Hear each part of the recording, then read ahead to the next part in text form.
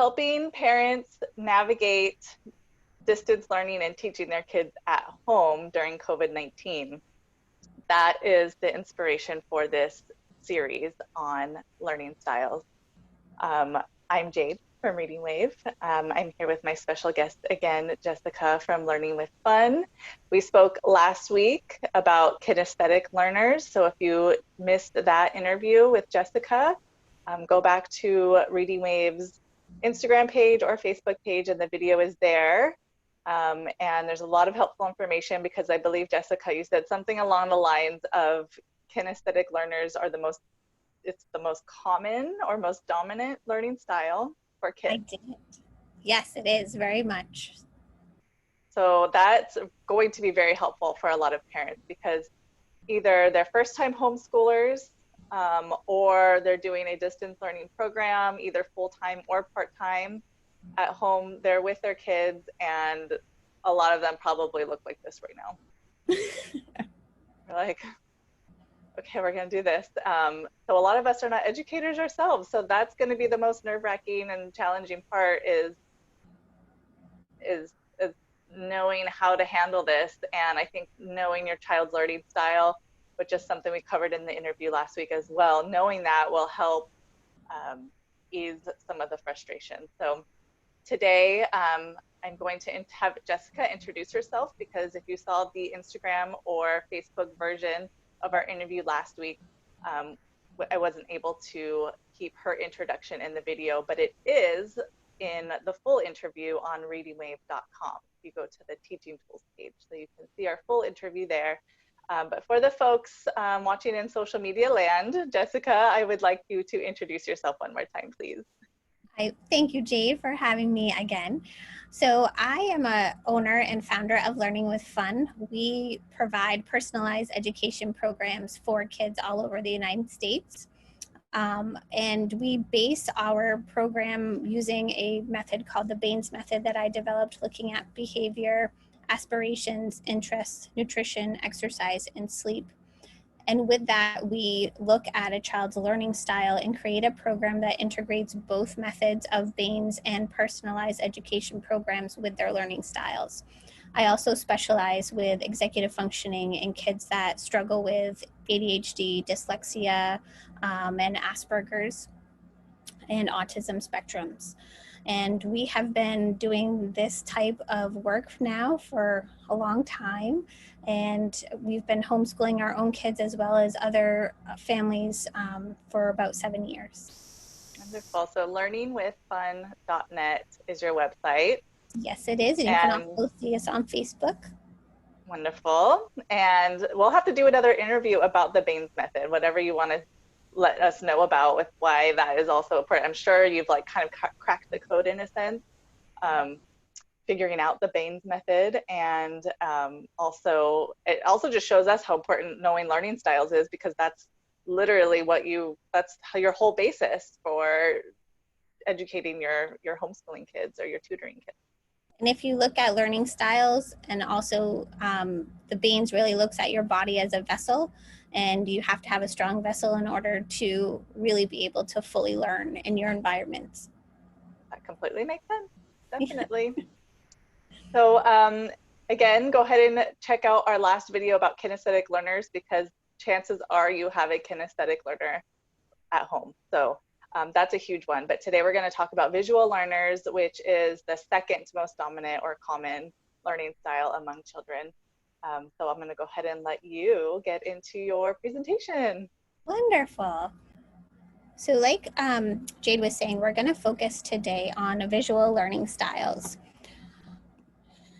Visual learning styles are often called spatial learners.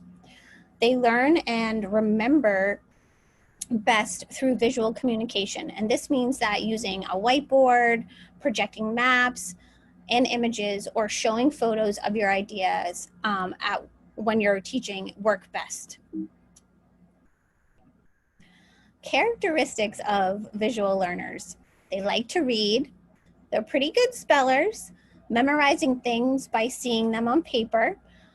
They tend to be organized. They would rather watch than talk or do. They're the kids that sit back and are pretty big observers. Have good handwriting, notice details. They'll always remember faces more than names. They typically have trouble following verbal directions. So if you have those kids that you might say something a few times and they turn around and they're like, what? What did you say?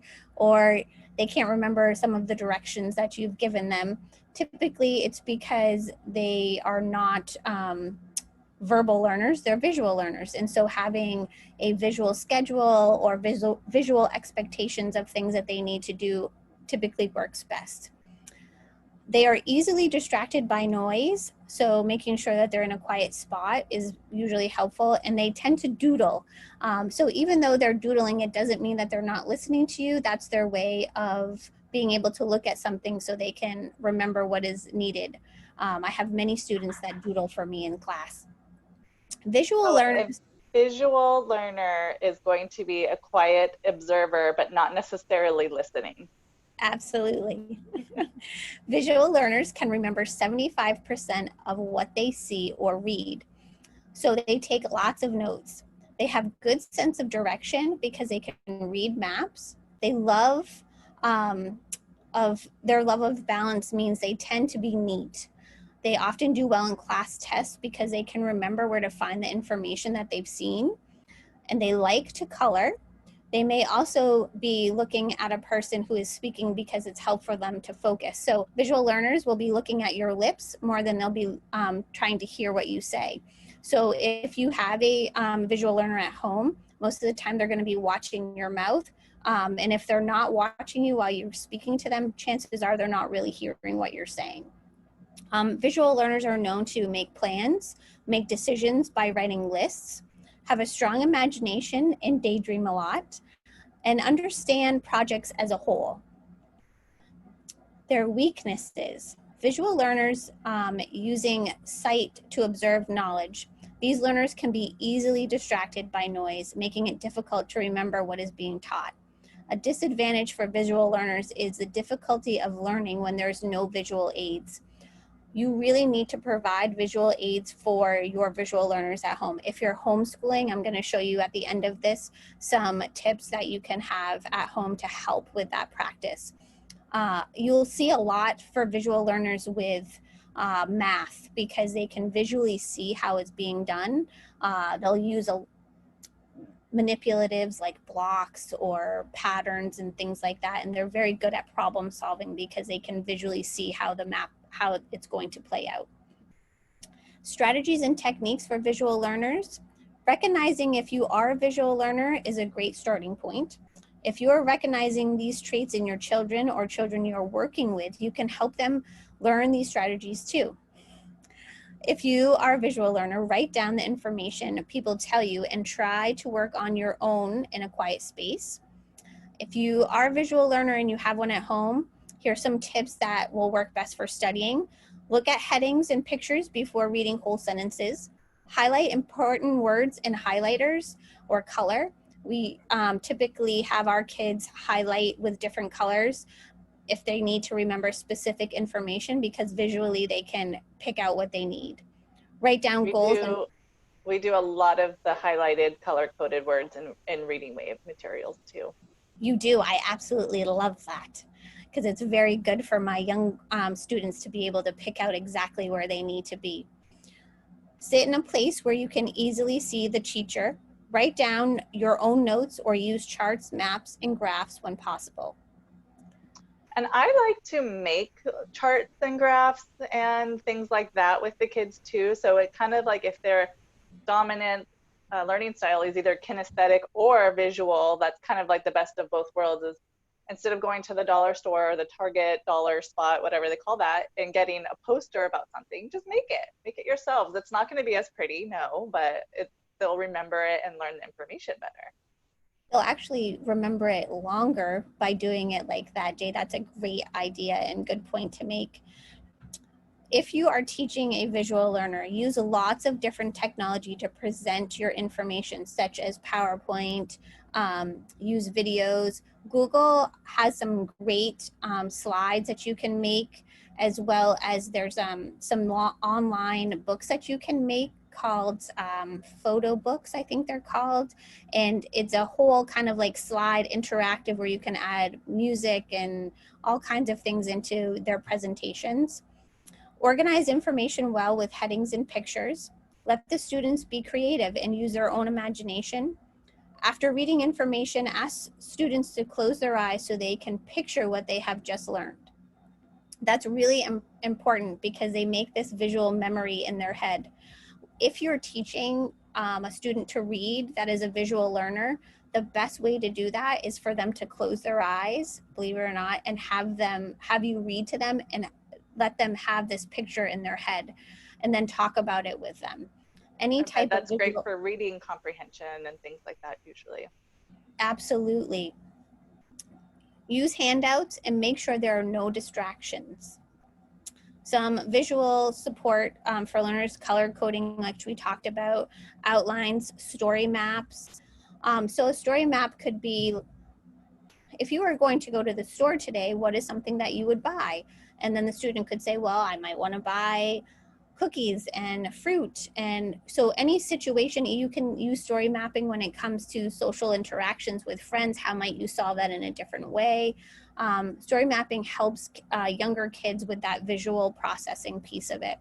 Puzzles, matching activities, charts, like you had mentioned, Jade.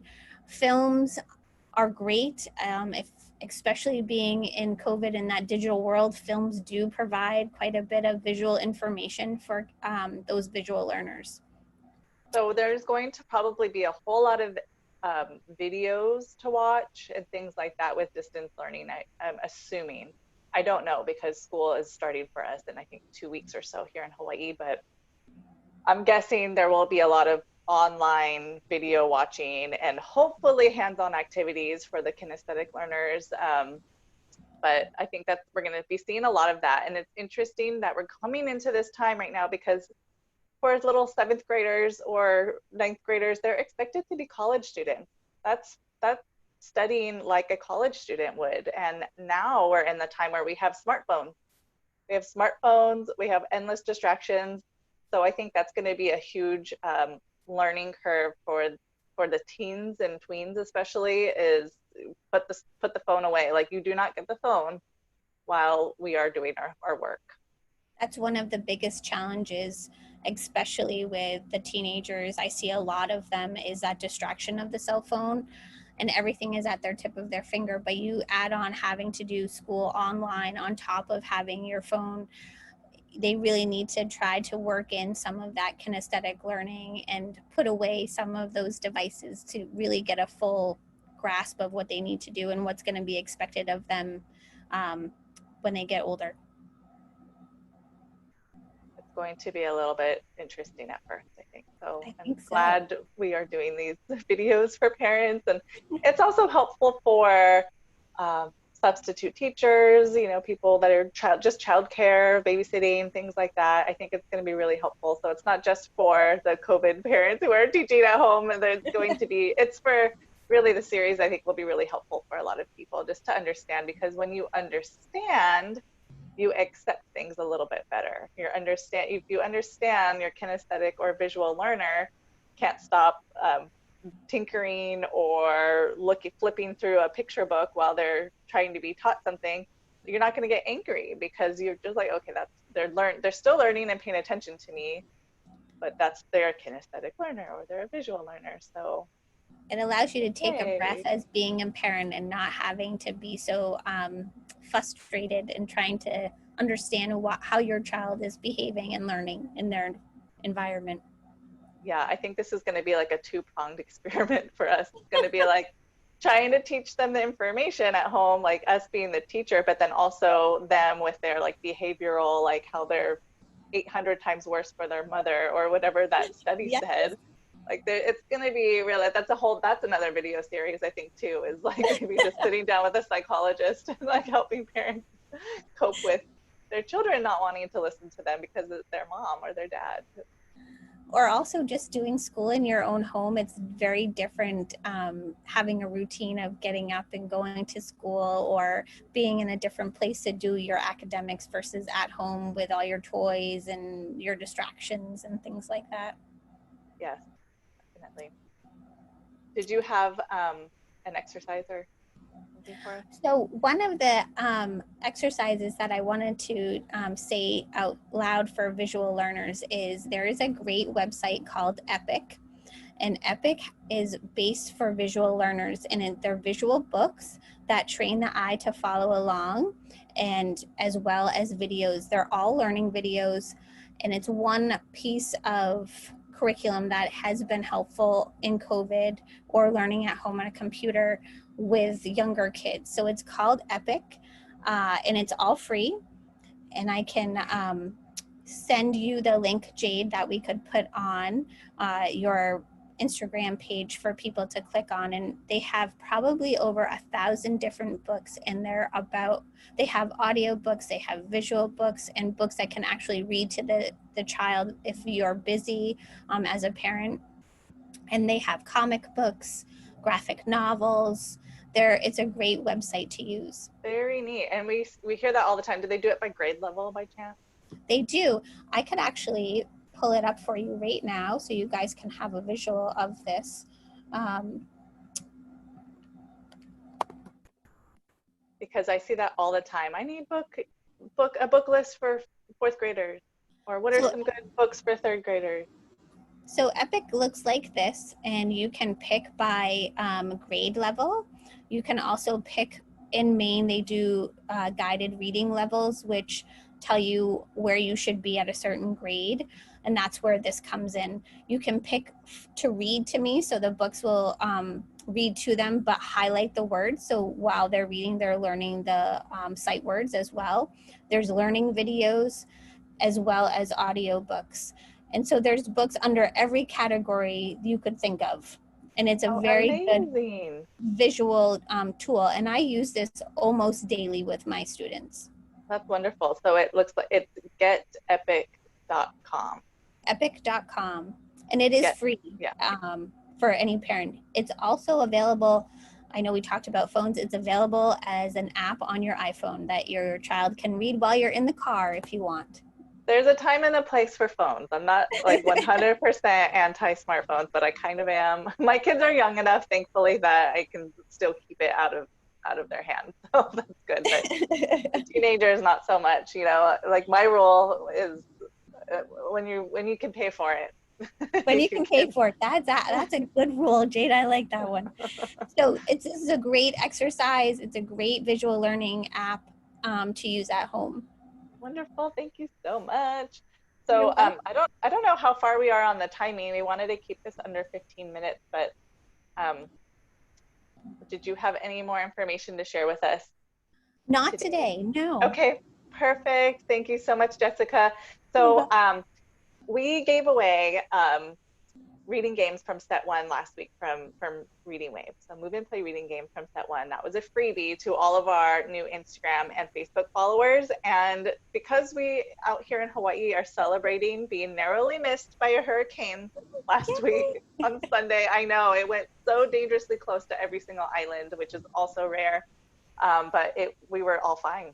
So it was a miracle. So we're going to celebrate that. And I'm going to continue to give away the move and play reading games from set one to our new followers. And it's really easy. I just send you a link to be able to download those. That's wonderful, Jade. I also wanted to offer a free assessment this week for anyone that was interested to give us a call, and we would offer a free assessment of where your child was at or give any guidance along the way if they needed. That is huge because everyone's asking for that. Everyone's like, I don't know what I'm doing. Like nobody knows what they're like. Us non-educator parents who aren't teachers by trade are like, we're just deer in the headlights right now. Trying to figure this out. So go ahead and give your phone number, your hours of operation. You're in Maine, so I'm not going to call you. I'll probably catch you at like 9 p.m. if I happen to call, but. So if anybody would like some help with a free assessment, you can reach out to Jessica at learningwithfun.net. and we can get you on the schedule for an assessment to help your child through this fall.